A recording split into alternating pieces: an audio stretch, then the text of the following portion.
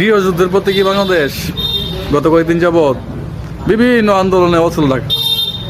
35+ চাকরি প্রত্যাশী অটোচালক 7 কলেজের শিক্ষার্থী গত 2 দিন যাবৎ 7 কলেজের শিক্ষার্থীর মাঝে ব্যাপক সংঘর্ষ সৃষ্টি হইতেছে। সংঘর্ষে এখন পর্যন্ত আজকের পর্যন্ত খবর 7 জন শিক্ষার্থী মারা গেছে। গতকালকে সৌরাদ্দি কলেজে লুটপাট এবং ভাঙচুর করা হয়েছে, হামলা করা হয়েছে। এরপরে দবায় দবায় বিভিন্ন কলেজ, বোটেক্স কলেজ, তারপরে ঢাকা পলিটেকনিক কলেজের মধ্যে দবায় দবায় সংঘর্ষ চলতেছে। সংঘর্ষের ফেরানোর লেগা আইন শৃঙ্খলা রক্ষাকারী বাহিনী, সেনাবাহিনী যাইতেছে, কিন্তু কেউ কারে মানতেছে না। তারা সংঘর্ষ চলাই যেতেছে। কেন? যারা নিয়ন্ত্রণ করবে তারা মানে না কেন? আইন শৃঙ্খলা রক্ষাকারী বাইরেরা মানে না কে?